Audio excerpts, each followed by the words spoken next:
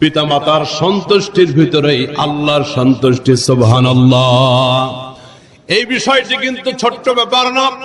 পিতামাতার সন্তুষ্টির ভিতরে আল্লাহর সন্তুষ্টি, পিতামাতা আল্লাহ পাকের সন্তুষ্টির সাথে বাবা মার সন্তুষ্টি লাগিয়ে রাখা হয়েছে। তাইলে কত বড় ব্যাপার। ওয়া সাখাতুহু ফি সাখাতিহিমা। রাসূল বলেন, কোন সন্তানের প্রতি যদি তার পিতামাতা অসন্তুষ্ট থাকে, যদি তার পিতামাতা যদি মনের কষ্টে থাকে, অসন্তুষ্ট থাকে, রাসূল বলেন ওই সন্তানের প্রতি স্বয়ং আল্লাহ পাক অসন্তুষ্ট থাকে। বাবা গ্রাম থেকে মায়ের বানানো পিঠার হাড়ি, বাড়ির গাছের একটু ফলমূল নিয়ে আসছে সন্তানের সাথে দেখা করতে। সন্তান যে কোম্পানির মালিক, চেয়ারম্যান, এমডি, সে অফিসে চলে আসছে। বাবা অফিস ভর্তি মিটিং চলতেছে। এই গ্রাম্য মানুষটা বাবা পরিচয় দিতে সন্তানের কুণ্ঠাবোধ হচ্ছে, লজ্জা হচ্ছে। সন্তানের কাছে চলে আসছে বাবা। লোকেরা প্রশ্ন করছে, ব্যাপার কি? এই বুড়াকে, এই মুরব্বীকে ক্ষণিক নীরব থেকে সন্তান জবাব দিচ্ছে, গ্রাম থেকে আসছে, আমাদের সার্ভেন্ট, আমাদের বাড়ির কাজের লোক। হাতের পিঠার ঝুড়িটা, ডালাটা, হাড়িটা নিচেই পড়ে গেল। আহারে, তোর জন্য জীবন শেষ করেছি আমার, তোর জন্য যৌবন শেষ করেছি।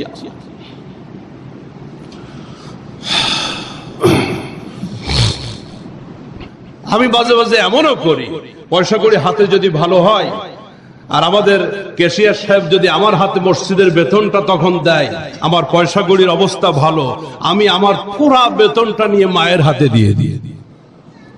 এই মসজিদে এখন আমাকে 17,000 টাকা দেওয়া হয় মাসে 4 দিন আর কি, তাও 1.5 ঘন্টা। আমি মাঝে মাঝে মায়ের হাতে এই টাকাটা তুলে দিই, আমি দিই। আমার নিয়ম হচ্ছে, বাসা থেকে বাইরে থেকে ফল আনলে, খাদ্য খাবার আনলে, এই ফলটা আমি আমার স্ত্রীর রুমে, আমার সন্তানদের রুমে রাখি না, আমার মায়ের রুমে আমি রাখি। ওইখান থেকে গিয়ে আমরা নিয়ে আসবো। কিন্তু সমাজের অধিকাংশ নিয়ম হচ্ছে এটা, ফলের ঝুড়ি, ফলের প্যাকেট নিয়ে রাখা হয় নিজেদের আয়ত্তের ভিতরে। ওইখান থেকে একটা আপেল কমলা নিয়ে মায়ের হাতে তুলে দেওয়া হয় না। أعوذ بالله من الشيطان الرجيم. بسم الله الرحمن الرحيم. ووصينا الإنسان بوالديه حملته أمه وهنا على وهن وفصاله في عامين أن اشكر لي ولوالديك إلي المصير. قال صاحب القرآن صلى الله عليه وسلم: رضا الرب في رضا الوالد، رضا الرب في رضا الوالدين، وسخطه في سخطهما، أو كما قال عليه الصلاة والسلام. صدق الله العظيم وصدق رسوله النبي الكريم، ونحن على ذلك من الشاهدين والشاكرين، والحمد لله رب العالمين. درود إبراهيم পড়ি। اللهم صل على محمد وعلى آل محمد كما صليت على إبراهيم وعلى آل إبراهيم إنك حميد مجيد. اللهم بارك على محمد وعلى آل محمد كما باركت على إبراهيم وعلى آل إبراهيم إنك حميد مجيد. الله سبحانه وتعالى দরবারে শুকরিয়া আদায় করি, সকলে পড়ি আলহামদুলিল্লাহ। আমরা গত জুমার আলোচনায় পিতামাতার প্রতি সন্তানের কি হক আছে এবং পিতামাতার মর্যাদা ইসলামে, তাদের অধিকার কি, এ বিষয়ে আলোচনা করতেছিলাম। সূরা বনী ইসরাইলের 23 এবং 24 নম্বর আয়াত থেকে, যে আয়াতের ভিতর আল্লাহ রাব্বুল আলামিন 6টি উপদেশ দিয়েছেন পৃথিবীর সমস্ত সন্তানদেরকে। তার প্রথম উপদেশ হলো, আল্লাহ রাব্বুল আলামিন বলতেছেন, ওয়া কাযা রাব্বুকা আল্লা তা'বুদু ইল্লা ইয়্যাহু ওয়া বিল ওয়ালিদাইনি ইহসানা। আল্লাহ সুবহানাহু ওয়া তাআলা নিজের ইবাদত, নিজের দাসত্ব এবং বন্দেগীর পরেই পৃথিবীর সমস্ত সন্তানদের প্রতি প্রথম নির্দেশ দিলেন, তোমরা তোমাদের পিতামাতার সাথে সদাচরণ করবে, ভালো ব্যবহার করবে, উত্তম আচরণ করবে। এটি ছিল পৃথিবীর সমস্ত সন্তানদের প্রতি আল্লাহ পাকের প্রথম নির্দেশ, প্রথম আদেশ।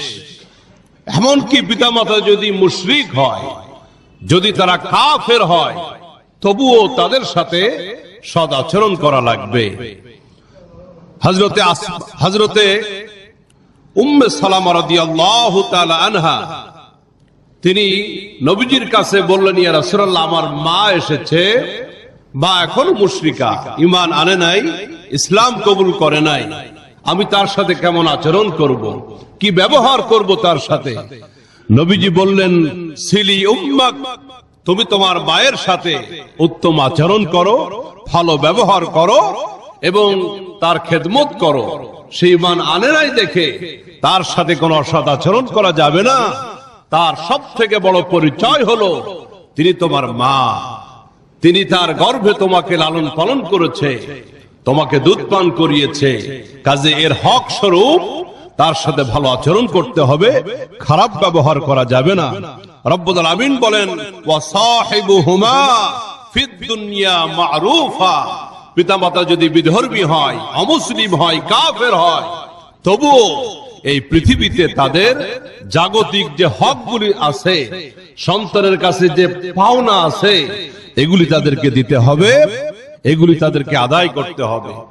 আল্লাহ সুবহানাহু ওয়া তাআলা এরপরে আয়াতের ভিতর বলতেছেন, ফাইম্মা ইয়াবলুগান্না ইনদাকাল কিবারা আহাদুহুমা আও কিলাহুমা, ও সন্তান, যদি পিতামাতাকে, বার্ধক্যে, উভয়কে অথবা যে কোনো একজনকে যদি তুমি পাও তারা বার্ধক্যে উপনীত হয় এবং তুমি এই অবস্থায় যদি তাদেরকে পাও, তাহলে ফালা তাকুল্লাহুমা উফ, তাদের সাথে কথা বলতে গিয়ে উফ শব্দ পর্যন্ত উল্লেখ করবে না।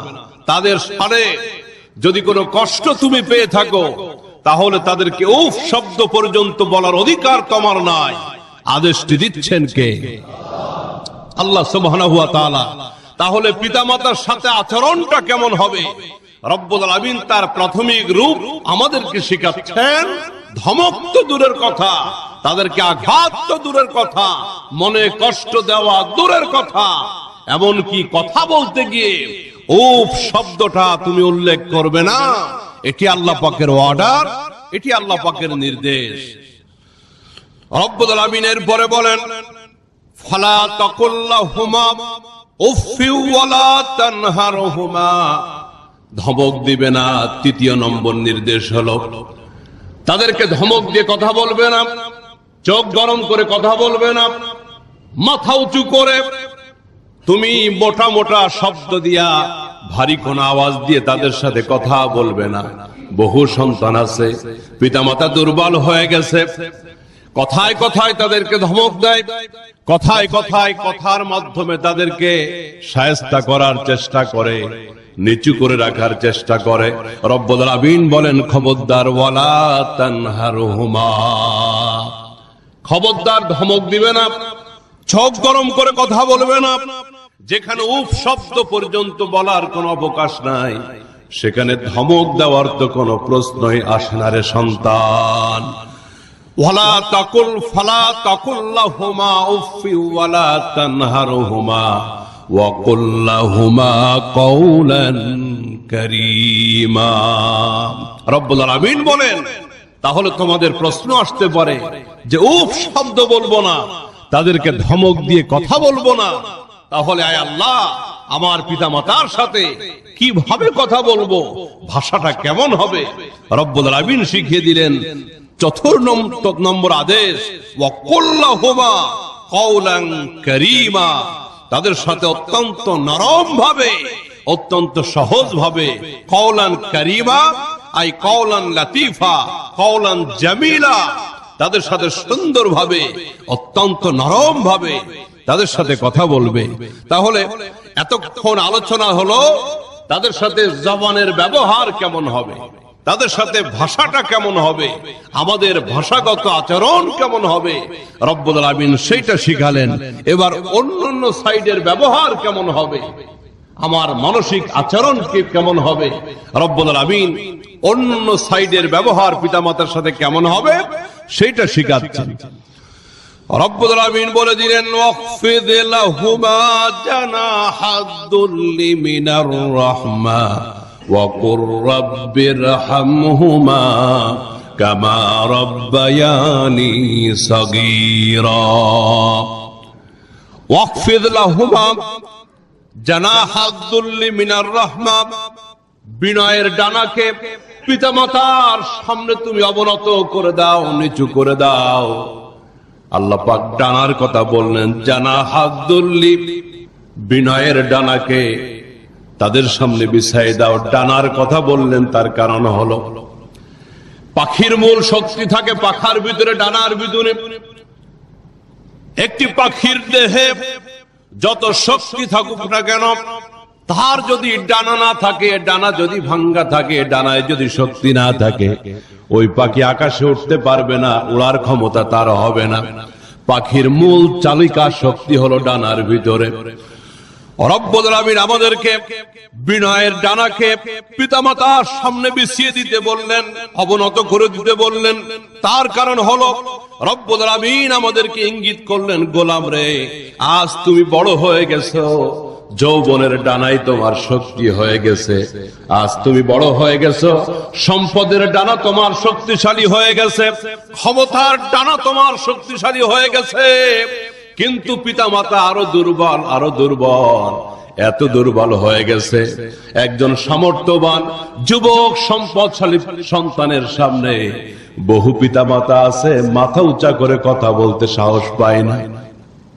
খবরদার, খবরদার, যৌবনের ডানায় শক্তি পেয়ে, সম্পদের ডানায় শক্তি পেয়ে, ক্ষমতা এবং নেতৃত্বের ডানার শক্তি পেয়ে পিতামাতার সাথে গরম হয়ে ব্যবহার করবা না, খারাপ আচরণ করবা না, তাদেরকে ধমক দিবা না, বরং তোমার সমস্ত শক্তিকে এক জায়গায় করে ওই বৃদ্ধ বৃদ্ধা পিতামাতার সামনে বিনয়ের ডানাকে তুমি বিছায় দাও, তাদের সামনে সমস্ত শক্তিকে বিলীন করে দাও।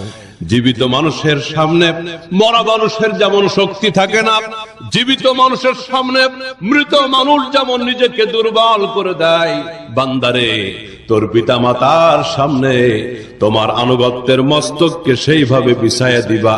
খবরদার, খবরদার, তাদের মনে তুমি কষ্ট দিও না। কত সুন্দর করে রব্বুল আলামিন আমাদেরকে নির্দেশ দিচ্ছেন, কত সুন্দর করে রব্বুল আলামিন আমাদেরকে বলে দিলেন। এতটুকুই তো বললে হতো, তোমার ডানাকে পিতামাতার সামনে বিছায় দাও।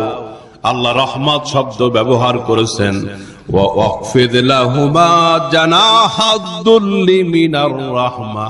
আল্লাহ পাক রহমত শব্দ ব্যবহার করেছেন অনুগ্রহের সাথে। তোমার পিতামাতার সামনে তোমার বিনয়ের ডানাকে বিছিয়ে দাও, এটা অত্যন্ত অনুগ্রহের সাথে দাও, আন্তরিকতার সাথে দাও। কারণ হলো অন্তরের ভিতরে যেন কোনো ভেজাল না থাকে। আজকে পিতামাতাকে সম্মান করতেছি সামাজিক দায়বদ্ধতার কারণে, বিষয়টি যেন এমন না হয় পিতামাতাকে সম্মান করতেছি, ভাত দিচ্ছি, কাপড় দিচ্ছি, তাদেরকে উত্তম বসবাসের ব্যবস্থা করে দিয়েছি, এটা লোক দেখানোর জন্য না হয়, এইটা সমাজের মানুষ ধিক্কার দিবে এই জন্য যেন না হয়। রব্বুল আলামিন রহমত শব্দ ব্যবহারের মাধ্যমে পৃথিবীর সমস্ত সন্তানকে বলে দিলেন যে আন্তরিকতা দেখাবা, এটা যেন অন্তর থেকে হয়, এটা যেন ভালোবাসা থেকে হয়, এটা যেন অত্যন্ত আন্তরিকতার সাথে হয়, এটা লোক দেখানোর কারণে যেন না হয়, এটা মানুষের সামাজিক ভাবে তুমি সম্মান পাবে, বাহবা পাবে, এই জন্য যেন না হয়। অন্তরের ভালোবাসা দিয়ে দিলটাকে মহব্বত দ্বারা ভরপুর করে বাবা মার খেদমত করো। যেভাবে তোমাকে তারা ছোট্টবেলায় লালন পালন করেছে, আদর করেছে। ষষ্ঠ নির্দেশ হলো, 6 নম্বর নির্দেশ হলো ওয়াকুর রাব্বিরহামহুমা কামা রাব্বায়ানি সাগীরা। মাঝে মাঝে দুইটা হাত তুলে বান্দা আমি রব্বুল আমিনের দরবারে এই দোয়া করো, দরখাস্ত করো, আল্লাহ যেভাবে ছোট্টবেলায় আমার পিতামাতা লালন পালন করেছে, আদর করেছে, যেভাবে তারা কষ্ট করেছে, ক্লেশ করেছে, রাত্রি জাগ্রত থেকেছে, অসুস্থ হলে পরে রবের দরবারে দুইটা চোখের পানি ছেড়ে দিয়েছে, নিজের আগে খাই নাই আমাকে খাওয়াইছে। মা রাতের বেলা পেশাব করে দিয়েছিলাম ডান পাশে, আমাকে বাম পাশে রেখেছিল শুকনো জায়গায়, বাম পাশটা পেশাব করে ভিজিয়ে দিয়েছিলাম মায়ে। এরপরে মা নিজের বুকের উপরে জায়গা দিয়েছে, নিজে পেশাবের ভেজা জায়গায় সারা রাত কাটিয়ে দিয়েছে। সন্তানের নিউমোনিয়া হবে, ঠান্ডা লেগে যাবে, সর্দি লেগে যাবে, এই ভয়ে সন্তানকে শুকনো জায়গায় রেখে নিজে ভেজা জায়গায় মা কাটিয়ে দিয়েছে। যেভাবে তোমার বাবা মা ছোট্টবেলায় তোমাকে লালন পালন করলো বান্দা, ওইভাবে আমার কাছে দোয়া করবি, রব্বিরহামহুমা কামা রাব্বায়ানি সাগীরা। আল্লাহ যেভাবে ছোট্টবেলায় আমার পিতামাতা আমাকে লালন পালন করেছে, তাদের স্নেহের কোলে তুমি সেইভাবে আজ আমার পিতামাতাকে তোমার রহমতের কোলে লালন পালন করো। সুবহানাল্লাহ। তাহলে এই সর্বশেষ আদেশটি হলো, এই সর্বশেষ আদেশটি দ্বারা মূলত পিতামাতার জন্য দোয়া করতে বলা হয়েছে। এবং সন্তান পিতামাতার জন্য কোন ভাষায় দোয়া করবে সেই দোয়াটাও চমৎকার করে পৃথিবীর সন্তানদেরকে আল্লাহ শিখিয়ে দিলেন, এইভাবে দোয়া কর। আমার ভাইয়েরা, সূরা ইব্রাহিমের ভিতরে 41 নম্বর আয়াতের ভিতরে হযরত ইব্রাহিম আলাইহিস সালাম তার পিতামাতার জন্য দোয়া করলেন। সেই দোয়াটিও কোরআনের ভিতরে আল্লাহ কোট করে দিলেন। জাতির পিতা, মুসলিম মিল্লাতের মুসলিম জাতির পিতা তার বাবা মার জন্য দোয়া করলেন কিভাবে, এই দোয়াটা আমরাও আমাদের পিতামাতার জন্য করতে পারি। ইব্রাহিম আলাইহিস সালাম তার বাবা মার জন্য দোয়া করলেন, রব্বানা গফিরলি ওয়ালি ওয়ালিদাইয়া ওয়ালিল মুমিনিনা ইয়াউমা ইয়াকুমুল হিসাব। তিনি দোয়া করলেন, রব্বানা গফিরলি, হে আমার প্রতিপালক আমাকে ক্ষমা করে দাও, মাফ করে দাও, ওয়ালি ওয়ালিদাইয়া আমার পিতামাতাকে মাফ করে দাও, ওয়ালিল মুমিনিনা ইয়াউমা ইয়াকুমুল হিসাব, আর কিয়ামতের ময়দানে সমস্ত মুমিন মুমিনাতদেরকে আল্লাহ তুমি মাফ করে দাও, তাদের হিসাবটা সহজ করে দাও। হযরত ইব্রাহিম আলাইহিস সালাম শুধু নিজের জন্য দোয়া করে ক্ষান্ত হলেন না, শুধু পিতামাতার জন্য দোয়া করে তিনি ক্ষান্ত হলেন না, সমস্ত মুমিনদের জন্য তিনি দোয়া করলেন, ওয়ালিল মুমিনিনা ইয়াউমা ইয়াকুমুল হিসাব, কিয়ামতের দিনে আল্লাহ তুমি হিসাবের দিনে সমস্ত মুমিনদেরকে মাফ করে দাও। তিনি দোয়ার ভিতরে ব্যাপকতা দেখিয়েছেন, সমস্ত মুমিনদেরকে তিনি শামিল রেখেছেন। এজন্য ভাইরা, দোয়া করার মুস্তাহাব হলো ব্যাপকভাবে সমস্ত মুমিনের জন্য দোয়া করা, এটা হলো দোয়ার মুস্তাহাব। আল্লাহ আমাকে মাফ করো, আমার পিতামাতাকে মাফ করো, স্ত্রী সন্তান আমার পরিবারকে মাফ করো, গোটা পৃথিবীর সমস্ত মুমিনদেরকে মাফ করো। অনেকে হয়তো ভাববে, আল্লাহ সারা পৃথিবীর মুমিনদের জন্য দোয়া করলে আমার দোয়া তো কম পড়ে যাবে, এরকমের কোন ব্যাপার আছে নাকি? এক বেচারা ইমাম সাহেবের কাছে আসছে তার ছেলেটার জন্য স্পেশাল দোয়া করাইতে। এখন ইমাম সাহেব হুজুর মোনাজাতের ভিতরে ছেলের জন্য দোয়া করছে, এলাকাবাসীর জন্য দোয়া করছে, সারা পৃথিবীর সমস্ত মুসলমানের জন্য দোয়া করছে। লোকটা রেগে একদম অগ্নিশর্মা হয়ে গেছে, কামটা করলেন কি আপনি? এত এত মিষ্টি আনলাম, আপনারা হাদিয়া দিলাম, আর দোয়া করতে বললাম ছেলের জন্য, এই দোয়া ভাগ করে সারা দুনিয়াবাসীরে দিয়ে দিলেন, এটা হবে না, আগামী সপ্তাহে নতুন করে আবার দোয়া। দোয়ার ভিতরে মুস্তাহাব হলো আপনি দোয়ার ভিতরে ব্যাপকভাবে দোয়া করবেন। আমরা নামাজের পরে বিশেষ দোয়াতে বসি, আসলে এই বিশেষ দোয়ার থেকে নামাজের পরপর মসজিদ ভর্তি যে মুসল্লি ছিল সকলকে নিয়ে হাত তুলে যে দোয়া করলে সওয়াব হবে, নেকি হবে, এইটার যে পাওয়ার হবে, এই নামাজের পরে বিশেষ দোয়ার নামে ওই 15-20 জন নিয়ে দোয়ার সেই পাওয়ার হবে। দোয়ার ভিতরে হাতের সংখ্যা যত বেশি হবে, দোয়ার ভিতরে মানুষকে যত শামিল করা যাবে, এই দোয়াটা আল্লাহর কাছে বেশি পছন্দনীয়। হযরত ইব্রাহিম আলাইহিস সালাম তিনি নিজের জন্য দোয়া করলেন, নিজের পিতামাতার জন্য দোয়া করলেন। এই দোয়াটা তিনি করেছেন যখন তিনি পিতামাতা জীবিত ছিল এবং পিতামাতার হেদায়েত কামনা করেছেন। কিন্তু পিতামাতা যখন কুফরের উপরে মৃত্যুবরণ করেছে, ইব্রাহিম আলাইহিস সালাম তাদের জন্য দোয়া বন্ধ করে দিয়েছেন। কারণ শিরকের উপরে, কুফরের উপরে যদি কেউ মৃত্যুবরণ করে তার জন্য মাগফিরাতের দোয়া করা যাবে না, আল্লাহ নিষেধ করেছেন এটা। আমার ভাইরা, হযরতে নূহ আলাইহিস সালাম সূরা নূহের ভিতরে 28 নম্বর আয়াতে তিনিও তার পিতামাতার জন্য দোয়া করলেন। দেখেন, এই 3টা দোয়া আমাদেরকেও শিখতে হবে। হযরত নূহ আলাইহিস সালাম তিনি দোয়া করলেন, রব্বিগফিরলি ওয়া লিওয়ালিদাইয়া ওয়া লিমান দাখালা বাইতিয়া মুমিনান ওয়া লিল মুমিনিনা ওয়াল মুমিনাত।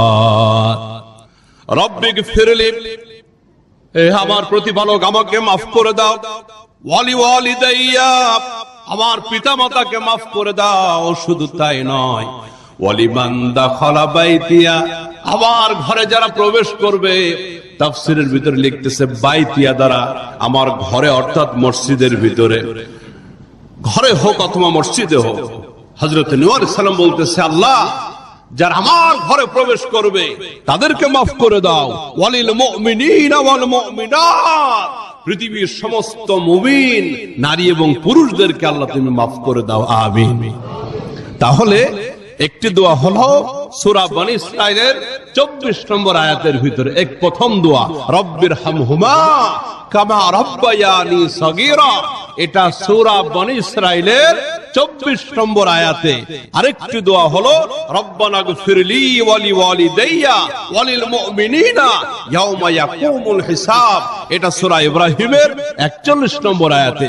আরেকটি দোয়া হলো রব্বিগফিরলি ওয়া লিওয়ালিদাইয়া ওয়া লিমান দাখালা বাইতিয়া ওয়া লিল মুমিনিনা ওয়াল বাইতিয়া মুমিনান ওয়া লিল মুমিনিনা ওয়াল মুমিনাত। এটা সূরা নূহ 28 নম্বর আয়াতের ভিতরে।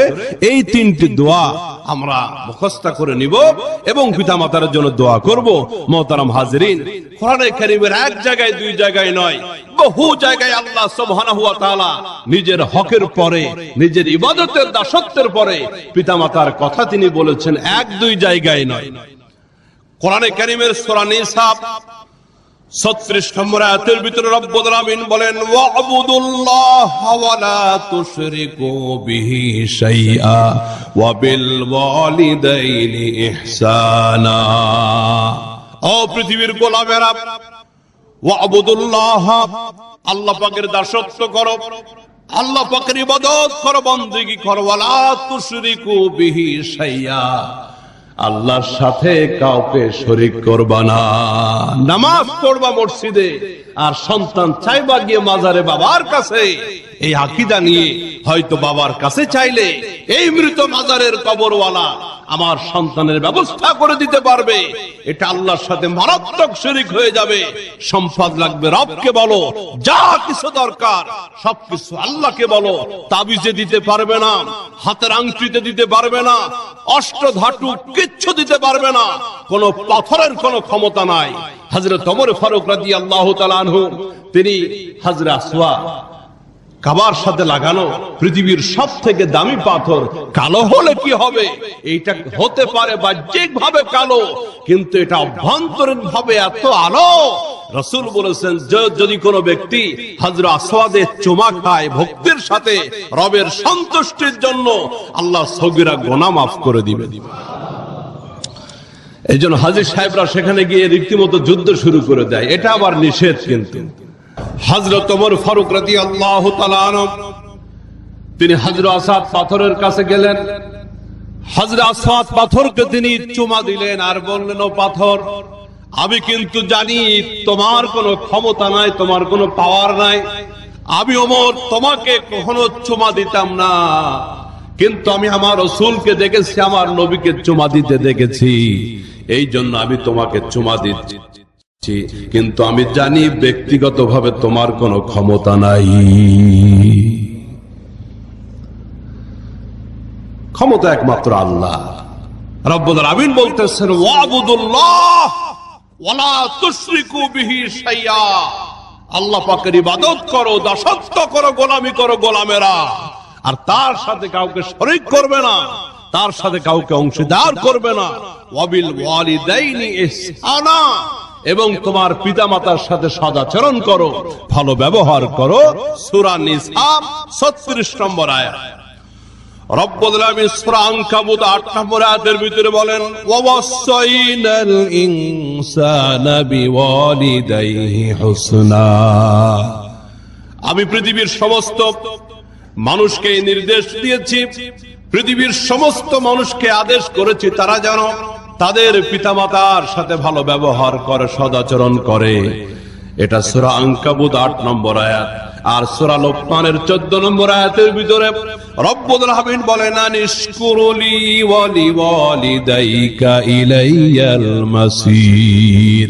বান্দারে, সমস্ত নিয়ামত পেয়ে আমি আল্লাহ পাকের শুকরিয়া আদায় করবি, শুধু তাই না, তোর মা যে তোর পেটে ধারণ করলো, তোর বাপ যে তোর জন্য পেরেশান হলো, জীবন যৌবন শেষ করে দিল, এই জন্য আমার শুকরিয়া আদায়ের পর বান্দা তোর পিতা মাতার শুকরিয়া আদায় করতে ভুলবি না। জোরে বলেন সুবহানাল্লাহ। ওয়েরা, পিতা মাতার হক জিন্দেগি ভর চেষ্টা করলো, হক আদায় করা সম্ভব হবে না। খুব ভালো করে লক্ষ্য করেন, সারা জিন্দেগি সন্তান চেষ্টা করলেও হক আদায় করে পিতামাতার অবদানের হক আদায় করা সারা জীবনেও সম্ভব নয়।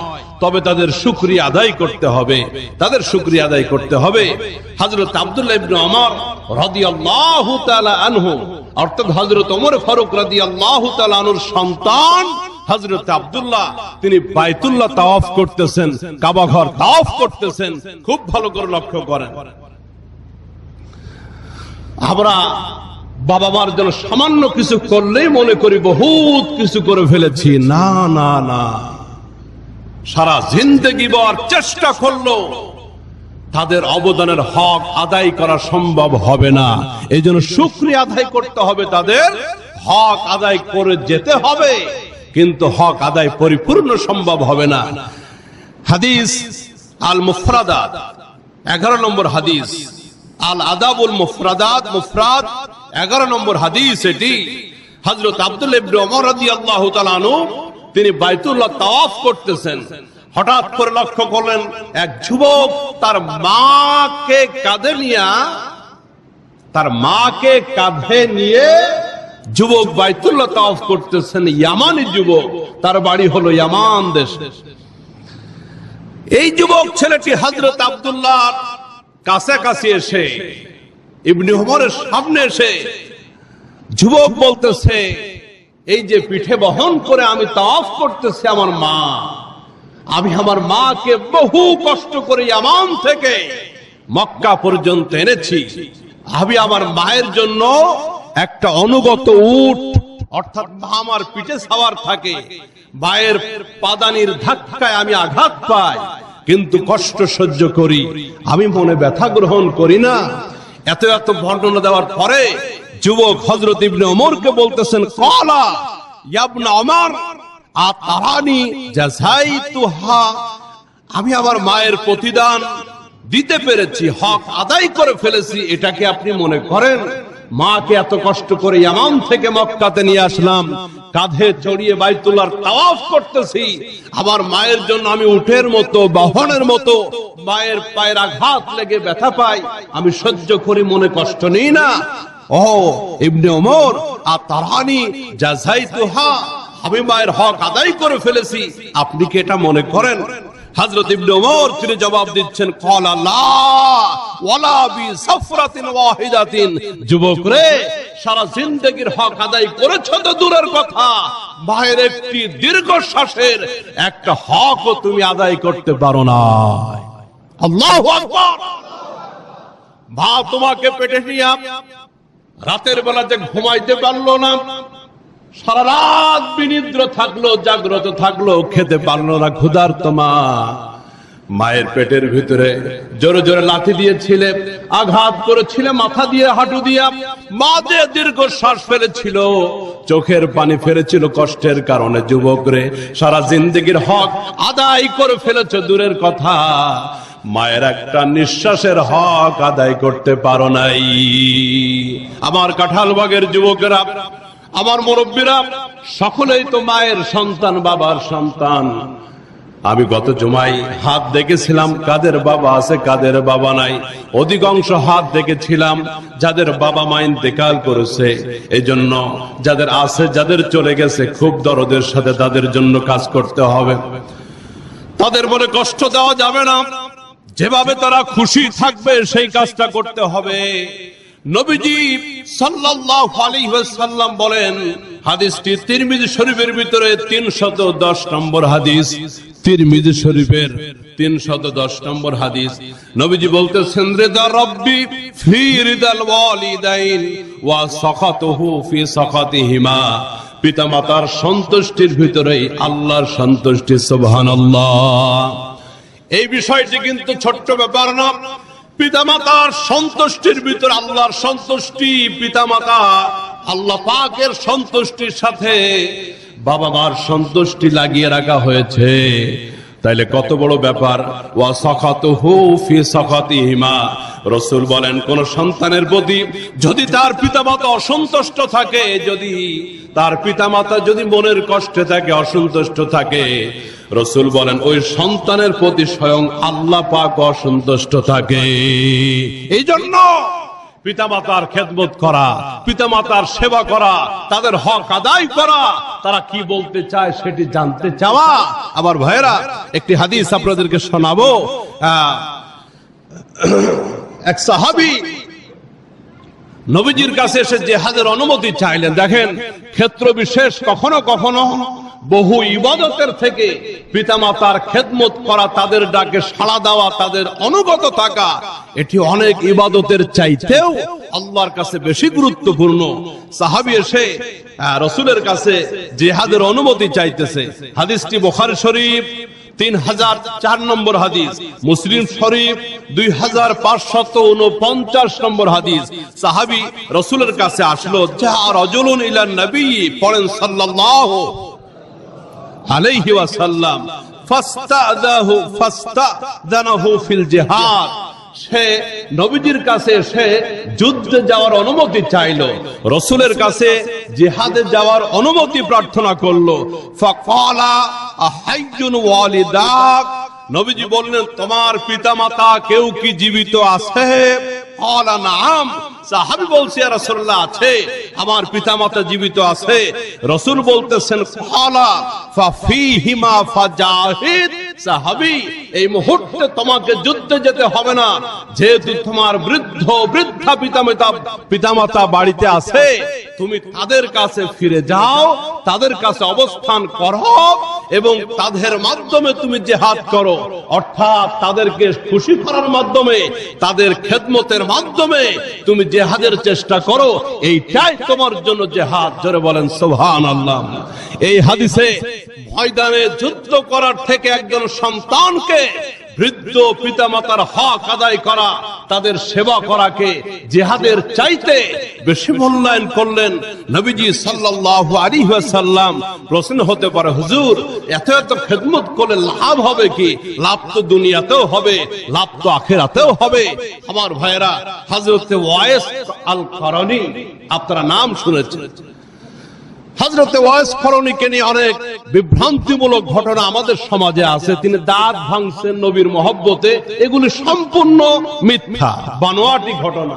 হযরত ওয়াইস করণী তিনি রাসূলের মহব্বতে সবগুলি দাঁত ভেঙে ফেলেন নাই, এগুলি ভ্রান্ত ঘটনা, এগুলি কোন সুন্নাহ এবং সহিহ হাদিসের ভিতরে পাওয়া যায় না। তবে কি পাওয়া যায়, সেটা যেটা পাওয়া যায়, হযরত ওয়াইস আল করণী তিনি মাকে বড় ভালোবাসতেন, মাকে বড় শ্রদ্ধা করতেন, খেদমত করতেন। তার বাড়ি ছিল ইয়ামান দেশের করণ নামক এলাকায়। এই হাদিসটি মুসলিম শরীফ এবং বিভিন্ন হাদিসের কিতাবের ভিতরে আসছে এই ঘটনা। তার প্রকৃত নাম ছিল ওয়াইস আল আবের। তিনি নবীজির সময়ের মানুষ ছিলেন, কিন্তু সাহাবী তিনি হতে পারেন নাই মায়ের খেদমতের কারণে। কারণ তিনি ছাড়া তার মায়ের খেদমতের আর কেউ ছিল না। তিনি কয়েকবার নবীজির কাছে সংবাদ পাঠিয়েছেন, ইয়া রাসূলুল্লাহ, ইয়া হাবিবাল্লাহ, আপনাকে দেখতে বড় মন চায়, আমার হৃদয়টা ব্যাকুল হয়ে আছে এক নজর আপনাকে দেখার জন্য। কারণ নবীজিকে যারা ঈমানের সাথে দেখেছে এবং ঈমানের সাথে মৃত্যুবরণ করেছে, তাদেরকে কি বলা হয়? এই বলেন না, তাদেরকে কি বলা হয়? সাহাবী বলা হয়। একজন সাহাবীর কত মূল্য। হযরত আব্দুল্লাহ ইবনে মুবারক রাহমাতুল্লাহি আলাইহির কাছে প্রশ্ন করা হলো যে ওলিদের মর্যাদা বেশি নাকি সাহাবীদের মর্যাদা বেশি? হযরত আব্দুল্লাহ ইবনে মুবারক রাদিয়াল্লাহু তাআলা আনহু তিনি জবাব দিলেন, হযরত মুআবিয়া রাদিয়াল্লাহু তাআলা আনহু যুদ্ধের ময়দানে তার ঘোড়ার নাকের ভিতরে যে সমস্ত বালুকণা ঢুকেছে, এই রকমের বালুকণা হাজার হাজার ওলির থেকে সাহাবী হযরতে মুআবিয়ার ঘোড়ার নাকের ভিতরের বালুকণা ধুলিকণার মর্যাদাও ওলিদের থেকে আল্লাহর কাছে বেশি। একজন আদনা সামান্য দরজার সাহাবী এক পাল্লায় রাখলে, হাজার হাজার ওলি আউলিয়া গাউস কুতুবকে আরেক পাল্লায় রাখলে সাহাবীর সমান মর্যাদা হবে না। হযরত ওয়াইস আল করণী তিনি নবীজির কাছে খবর পাঠালেন, ইয়া রাসূলুল্লাহ, আমি তো আপনাকে দেখতে চাই, দেখতে বড় মন চাই। রাসূল তাকে বললেন, দেখো তোমার মা যেহেতু আছে, তার খেদমতের আর কেউ নাই, কাজেই তুমি আসলে মা অসহায় হয়ে পড়বে, তুমি মায়ের সেবা করো। হযরত ওয়াইস আল করণী তিনি মায়ের খেদমত করলেন, তিনি সেবা করলেন। রাসূল সাহাবীদেরকে বলে গেলেন, সাহাবীরা, কোন এক সময় ইয়ামান থেকে এক লোক আসবে, তার নাম ওয়াইস আল করণী। তার গায়ে কুষ্ঠ রোগ থাকবে, তার সমস্ত রোগ ভালো হয়ে যাবে, তবে 1 দিরহাম বা দিনার পরিমাণ জায়গা তার কুষ্ঠ রোগ বাকি থাকবে। তার বাড়ি হবে ইয়ামান দেশের করণ নামক এলাকায়। এই লোকটা যদি তোমাদের কাছে আসে, তাহলে তার কাছ থেকে তোমরা দোয়া নিবা। সুবহানাল্লাহ। তার কাছ থেকে তোমরা মাগফিরাতের দোয়া নিবা। রাসূল এই ওসিয়াত, এই নসিহত, এই উপদেশ সাহাবীদেরকে করলেন। নবীজি বিদায় হয়ে গেলেন দুনিয়া থেকে। হযরত আবু বকর সিদ্দিক রাদিয়াল্লাহু তাআলা আনহু তিনি খেলাফতের দায়িত্ব গ্রহণ করলেন। তার যুগও সমাপ্ত হয়ে গেল। হযরত ওমর ফারুক রাদিয়াল্লাহু তাআলা আনহু ইয়ামান থেকে মদিনায় কোন কাফেলা আসলেই তিনি ছুটে যান, এই তোমাদের ভিতরে ওয়াইস নামক কোন লোক কি আছে? নাই, নাই। এভাবে সময় পার হতে লাগলো। হযরত আবু বকর সিদ্দিকের খেলাফতের জামানা শেষ হয়ে গেল। হযরতে ওমর আমিরুল মুমিনিন হলেন, তিনি খলিফা হলেন। ইয়ামান থেকে কোন লোক মদিনাতে আসলেই হযরত ওমর দৌড়িয়ে যান, তোমাদের ভিতরে এই নামের কোন লোক কি আছে? নাই।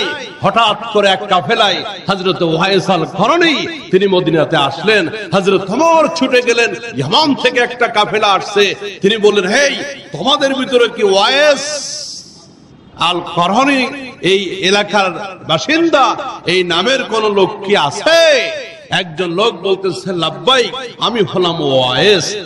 হযরত ওমর বলতেছেন, আচ্ছা, আপনি আপনার মায়ের বড় খেদমত করতেন, মায়ের সেবা করতেন, আপনার শরীরে কুষ্ঠরোগ হয়েছিল, সেথিরোগ হয়েছিল, সারা শরীর সাদা হয়ে যায়, এই রোগকে বলা হয় কুষ্ঠরোগ। 1 দিরহাম পর্যন্ত জায়গা আপনার বাকি আছে এখনো, হযরত ওয়াইস বলতেছেন, হ্যাঁ আমার কুষ্ঠরোগ হয়েছিল, 1 দিরহাম পরিমাণ এখনো রোগ বাকি আছে, ভালো হয় নাই। হযরত ওমর বলতেছেন, তাহলে রাসূল আপনার ব্যাপারে ভবিষ্যৎবাণী করে গেছেন, আপনি মদিনাতে আসবেন, আপনি ভাইয়ের বড় সেবক ছিলেন, ওয়াইস আপনি আমার জন্য একটু প্রাণ ভরে দোয়া করেন। রাসূল বলেছেন, ওমর তুমি যদি ওয়াইস আল করণীকে পাও, নিজের জন্য তার কাছে মাগফিরাতের দোয়া করায়ও। আপনি একটু হাত তোলেন না আমার জন্য। বলতেছেন কে? হযরত ওমর। নবীর পরে যিনি নবী, পৃথিবীতে নবী যদি কেউ হতেন, রাসূল বলেছেন, লাউ খানা বাদি নবিয়ান লা কানা ওমর। এই পৃথিবীতে নতুন কোন নবী আসবে না, কিন্তু আমার পরে আল্লাহ যদি কাউকে নবী বানাতেন, ওমর নবী হয়ে যেত। দোয়া চাইতেছেন কে? হযরত ওমর, যাকে বলা হয় মেজাজে ওহী, অর্থাৎ হযরত ওমরের ইচ্ছা মোতাবেক পবিত্র কোরআনে অনেকগুলি আয়াত আল্লাহ নাজিল করেছেন রাসূলের প্রতি, যে আয়াতগুলির ব্যাপারে হযরত ওমর মনে মনে ইচ্ছা করেছিলেন, আহারে পর্দার আয়াত যদি নাজিল হইতো, মেয়েরা শালীন পোশাক পরতো, ইচ্ছা করছে হযরত ওমর নবীর উপর আয়াত নাজিল করেছে আল্লাহ। সুবহানাল্লাহ। হযরত ওমর সাহাবী, তিনি গিয়ে বলতেছেন, ওয়াইস একটু আল্লাহর কাছে আমার জন্য দোয়া করুন।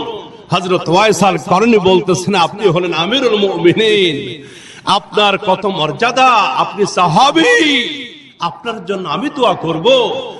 হযরত ওমর বলছে, রাসূল আপনাকে দোয়া করতে বলেছে আমার জন্য, আপনার অনেক মর্যাদা, আপনি সাহাবী না হইতে পারেন। ওয়াইস আল করণী 2টা হাত তুলে রবের কাছে দোয়া করতেছেন, চোখের পানি ছেড়ে দিয়ে, যে আমি সাহাবী হতে পারি নাই, কিন্তু আমার জন্য রাসূল এই মর্যাদা রেখে গেছেন।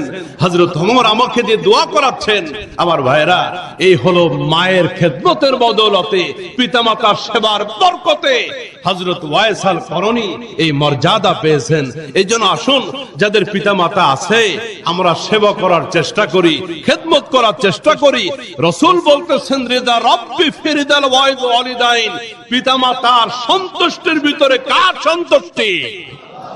সরে বলেন, সন্তানরা পিতামাতার সন্তুষ্টির ভিতরে স্বয়ং সন্তুষ্টি কার? বলবেন, হুজুর পিতামাতারে কেমনে সন্তুষ্ট করব? যাদের বাবা মা আছে প্ল্যান করতে হবে, প্ল্যান করতে হবে। এই কয়েক মাস পরে শীত আসবে, এই ঢাকা শহরে বহু সন্তান আছেন, চাকরি করেন, টাকা পয়সা কামান। আমি তাদেরকে বলতেছি, গ্রামে পড়ে আছে মা, শীতের সময় সারা জিন্দেগি ভর ঠান্ডা পানি দিয়ে ওযু গোসল করতেছে বাবা মা। আপনি প্ল্যান করেন, এইবার শীতে 4000 টাকা দিয়া, 5000 টাকা দিয়া আব্বা আম্মার জন্য একটা গিজার কিনে দিব, ওই যে পানি হট হয়, পানি গরম হয়। পারা যাবে না ইনশাআল্লাহ? আমি শহরের ভাইদেরকে বলছি না, শহরে সাধারণত সব বাসা বাড়িতে আছে গিজার, পানি গরম হয়, একটু গরম পানি দিয়ে ওযু গোসল করলে শান্তি লাগে, ভালো লাগে। আমি গ্রামের নিভৃত পল্লীতে বাবা মা যাদের আছে, আমি তাদেরকে বলতেছি, এইবার শীতে এই প্ল্যানটা করেন, আপনি একটা গিজার কিনে নিয়ে যাবেন আব্বা আম্মার জন্য। আব্বা আম্মা, এইবার শীতে কষ্ট করতে হবে না, একটু সুইচ দিবা, গরম পানি হয়ে যাবে। শীতের সময় তাহাজ্জুদের নামাজটা, ফজরের ওযুটা করতে একটু ভালো লাগবে। আপনার মা বলবে, পাগল ছেলেটা আমার। আরে মার বাপ যদি আপনাকে একবার বলে আমার পাগল ছেলেটা, কপাল খুলে যাবে ইনশাআল্লাহ, কপাল খুলে যাবে। আব্বা আমার জন্য স্পেশাল কিছু গিফট দিবেন, যেগুলো সাধারণত দেওয়া হয় না।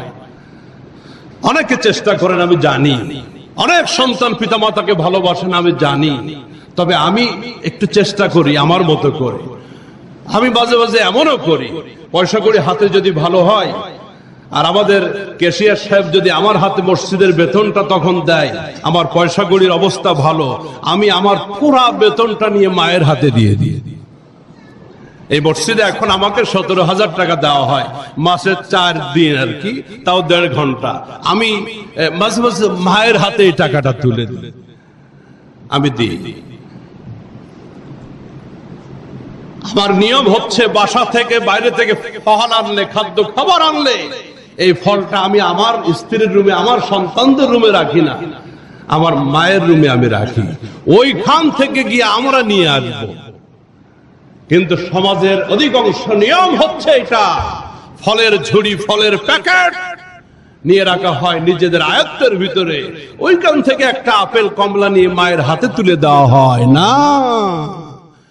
ফলের প্যাকেটটা মায়ের ঘরে তুলে দাও, মায়ের খাটের পাশে রাখো, মা এইখান থেকে তুমি পর্যাপ্ত খাবে, আর লাগলে আমরা এখান থেকে নিয়ে যাব। আমি এই কাজটা করি, আমার কথা আমি বলতেছি আর কি। আমার জীবনে যা কিছু অর্জন হয়েছে আমার আব্বা আম্মার বরকতে। অবসরী ভাইরা, সময় তো কম, এবারে শীতে প্ল্যান করেন, আব্বার জন্য ভালো কাপড় নিয়ে যা, মায়ের জন্য ভালো কাপড় নিয়ে যা, একটু আলাদা কিছু হাদিয়া দেওয়ার চেষ্টা করেন। যাদের এখন আব্বা আম্মা ওমরা করে নাই, টাকা পয়সা আছে, ওমরার সুযোগ তো আলহামদুলিল্লাহ হয়ে যাচ্ছে, নিয়ত করেন না আমি বাপ্পাকে ওমরা করায় আনবো, আমার লাখ লাখ টাকা হয়েছে, কোটি কোটি টাকা হয়েছে, আমি আমার স্ত্রীকে নিয়ে ওমরা করে আসলাম, আমি আমার নিজের জন্য এত কিছু করলাম, এবার আমি আব্বা আম্মাকে একটু ওমরা করাবো। আচ্ছা, ওমরা করার সুযোগ যদি নাও হয়, আপনি এক কাজ করেন, আপনার বৃদ্ধা বাবা মাকে একবার গ্রাম থেকে বিমানে করে ঢাকায় নিয়ে আসেন। যে চিন্তাও তারা কখনো করে না, যে কল্পনা তাদের অন্তরের ভিতরে কখনো আসেও না, বিমানে চড়বো। আরে দুনিয়াতে এত টাকা পয়সা দিয়ে কি হবে, এত অর্থ সম্পদ দিয়ে কি হবে, এত ডিগ্রি যাদের সেলাই পেয়েছেন আপনি, আজ তাদেরকে একটু খুশি করার চেষ্টা করেন। বহু সন্তান টাকা পয়সা হয়ে গেলে, ব্যাংক ব্যালেন্স হয়ে গেলে গরিব বাবার পরিচয় দিতে চায় না। বাবা মা গ্রামে পড়ে আছে, সন্তান সাহেব হয়ে গেছে, তার অফিস হয়েছে, তার সিকিউরিটি, তার অনেক বড় এরিয়া হয়ে গেছে, মা পিঠা বানিয়ে দিয়েছে। ঘটনা শুনেছি আমি, বৃদ্ধ বাবা, কৃষক বাবা কালো হয়ে গেছে, পা ফাটা, তার জিন্দগির সমস্ত অর্জন দিয়ে সন্তানকে ঢাকা শহরে প্রতিষ্ঠিত করেছে, লেখাপড়া করিয়েছে। বাবা গ্রাম থেকে মায়ের বানানো পিঠার হাড়ি, বাড়ির গাছের একটু ফলমূল নিয়ে আসছে সন্তানের সাথে দেখা করতে। সন্তান যে কোম্পানির মালিক, চেয়ারম্যান, এমডি, সে অফিসে চলে আসছে। বাবা অফিস ভর্তি মিটিং চলতেছে, এই গ্রাম্য মানুষটা বাবা পরিচয় দিতে সন্তানের কুণ্ঠাবোধ হচ্ছে, লজ্জা হচ্ছে। সন্তানের কাছে চলে আসছে বাবা, লোকেরা প্রশ্ন করছে ব্যাপার কি, এই বুড়াকে, এই মুরব্বীকে। ক্ষণিক নীরব থেকে সন্তান জবাব দিচ্ছে, গ্রাম থেকে আসছে, আমাদের সার্ভেন্ট, আমাদের বাড়ির কাজের লোক। হাতের পিঠার ঝুড়িটা, ডালাটা, হাড়িটা নিচেই পড়ে গেল। আহারে, তোর জন্য জীবন শেষ করেছি আমার, তোর জন্য যৌবন শেষ করেছি।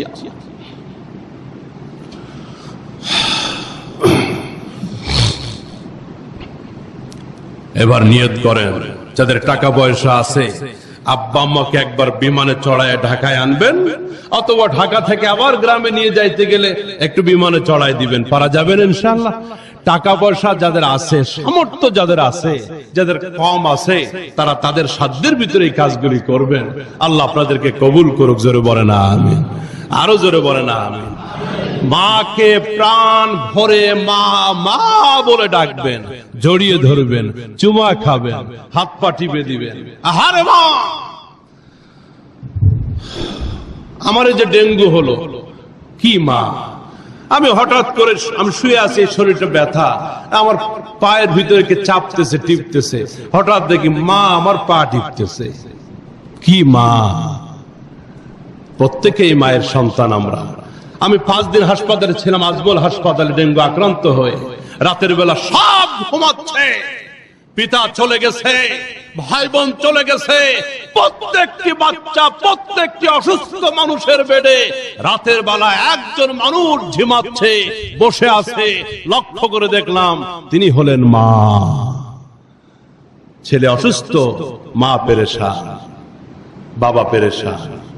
আমার ভাইরা, আজকেও শেষ হবে না, আরো এক জুমা, আগামী জুমা না, আরো এক জুমা। পিতা মাতার 14টি হক আছে, অধিকার আছে, জীবিত অবস্থা এবং মৃত্যুর পরে। আর এক জুমা, কয়েক জুমা পরে ইনশাআল্লাহ এই বিষয়ে লম্বা আলোচনা আছে। কুসংস্কারে লিপ্ত আছি, পিতামাতার হক আদায়ের নামে, পিতামাতার মৃত্যুর পরে 40 নামে, অমুক নামে, তমুক নামে বহুত বেদাত করতেছি, সওয়াবের বদলে উল্টা গুনাহ পৌঁছাইতেছি। এগুলি নিয়ে আমরা বিস্তারিত আর আরেক সময় কথা বলবো। আসুন, যাদের বাবা মা আছে তাদের খেদমত করার চেষ্টা করি, বাবা মা যাদের নাই আমরা বাবা মার জন্য দোয়া করব। আমি কিন্তু 3টি দোয়ার কথা বলেছি। আগামী জুমায় এই 3টি দোয়া আমি আপনাদেরকে প্রশ্ন করব, যার থেকে হোক। এই 3টি দোয়া আবার শোনেন। একটি দোয়া হলো সূরা বনী ইসরাইলের 24 নম্বর আয়াত, আরেকটি হলো সূরা ইব্রাহিমের 41 নম্বর আয়াত, আরেকটি হলো সূরা নূহ 28 নম্বর আয়াত। এই 3টি দোয়া আমি এই 2 গেটে আজকেই লাগিয়ে দিব ইনশাআল্লাহ। এই 3টি দোয়া প্রত্যেকের জন্য মুখস্থ থাকে। আর আলোচনা তো রেকর্ড হয়, আপনারা জানেন। প্রতি জুমার আলোচনা এই যে ক্যামেরা হচ্ছে, ভিডিও হচ্ছে, রেকর্ড হচ্ছে, হাজার হাজার মানুষ এখান থেকে দেখতেছে। আপনারা অনেকে প্রশ্ন করেন, হুজুর আপনার বয়ান পাবো কোথায়? বয়ান কোথায় পাবেন? এই চ্যানেলের নাম লাগিয়ে দেওয়া আছে। এই গেটে গ্লাসে লাগানো আছে, এই গেটে বের হইতে গেলেই লাগানো আছে এই মিডিয়ার নাম, যে মিডিয়াতে কাঁঠালবাগের ঝুমার আলোচনা পাওয়া যাবে। যারা 2 তলায় 3 তলায় আছেন, ছাদে আছেন, তারা 2 তলার সিঁড়ি দিয়ে নামতে গেলে সিঁড়ির 2 পাশে লাগানো আছে এই চ্যানেলের নাম, কওমি মিডিয়া সেন্টার বেস্ট বাংলা ওয়াজ। এটা আপনারা এখানে বয়ানগুলি পাবেন ইনশাআল্লাহ। আল্লাহ আমাদের সকলকে হৃদয় দিয়ে, অন্তর দিয়ে পিতামাতাকে ভক্তি শ্রদ্ধা করার তৌফিক দান করেন, আমিন। ওয়া আখির দাওয়ানা আনিল হামদুলিল্লাহি রাব্বিল আলামিন।